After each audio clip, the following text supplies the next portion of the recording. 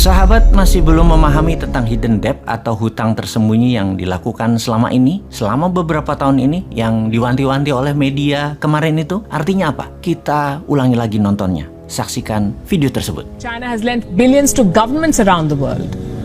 A lot of these loans were given in secret. We're calling them China's hidden loans. And they're burning a hole in the pockets of the borrowers. If China's economy collapses, these countries will all suffer. And that's just part of the problem. Hidden debt hurts all of these countries. Let me give you the example of Indonesia here. Indonesia wanted to build a railway line, so it borrowed money from China. It was a very bad idea. Indonesia is learning the hard way. It took $4.5 billion from China for this railway line. The project was launched in 2015. 6 years later, the cost of the project has shot up to well over $8 billion, from $4.5 to $8 billion, almost double of what was initially agreed. Now, what do? You cannot abandon the project midway. So Indonesia is dipping into its own state budget to pay for this railway line. And this could be just the beginning of its troubles. Most of the money Indonesia has borrowed from China is off the books. It is hidden debt. It is not reflected in official books. Officially, Indonesia owes China close to $5 billion. Unofficially, Indonesia reportedly owes China close to $23 billion. That's $18 billion of hidden debt. 78% of Indonesia's debt to China is hidden. Who took these loans? Indonesian government entities. And these are very risky borrowings. The loans were given without sovereign guarantees, meaning if the borrowers go bankrupt, the Indonesian government will face pressure to bail out. They will have to pay that money. It's a trap.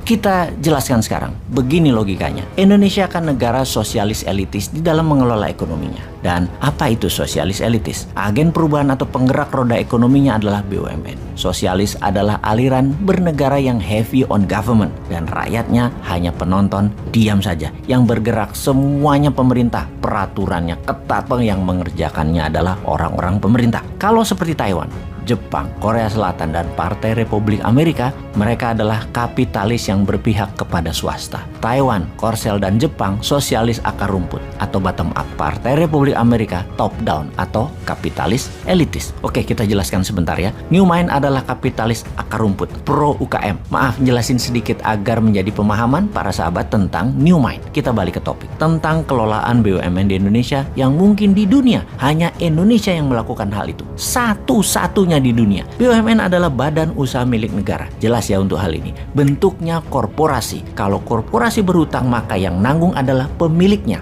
Sekarang pertanyaannya, kalau BUMN berhutang dan rugi, yang menanggung kerugiannya adalah korporasi itu sendiri, BUMN itu sendiri. Betul? Ya nggak begitu. BUMN itu kalau berhutang, kalau tidak bisa bayar, maka yang bayar adalah APBN. Namun dalam berhutang, dalam catatan APBN, hutang BUMN tidak tercatat sebagai hutang negara. Itu yang dimaksud dengan hidden debt oleh media India tersebut. Ketika misalnya Garuda bangkrut, Jiwasraya bangkrut, dan puluhan BUMN punya masalah cash flow, APBN lah yang injek, yang menambah modal, yang membayari tersebut alias rakyat. Begitu BUMN karya-karya yang menjadi bagian pembangunan infrastruktur, mengapa banyak yang bangkrut dan merugi? Jawabannya adalah karena over investment. Over investment itu terjadi karena memang tidak punya free cash. Punya aset, asetnya digadai, dijaminkan, proyeknya di markup. Proyek tersebut 110% uangnya adalah hutangan. Proyeknya bukan proyek produktif yang IRR-nya di bawah 7% udah balik modal. Panjang semua balik modalnya, di atas 20 tahun bahkan. Ya mati bunga lah. Pokoknya tidak akan terbayar bunganya saja. Bahkan bunganya pun tidak bisa terbayar. Jadi nombok. Dan apa yang terjadi? APBN bayarin lagi. Jadi proyek-proyek tadi asetnya dipegang oleh asing, yang ternyata oleh asing tadi aset tadi diteruskan ke biangnya atau pass-through. Atau aset kita itu dipegang Tiongkok sama Tiongkok, asetnya diterusin buat jadi underlying atau jaminan hutang mereka ke dolar ke negara lain. Itu yang disebut hidden debt atau hutang tersembunyi karena tidak nampak di state budget, di anggaran negara tidak nampak. Jadi kalau mau jujur,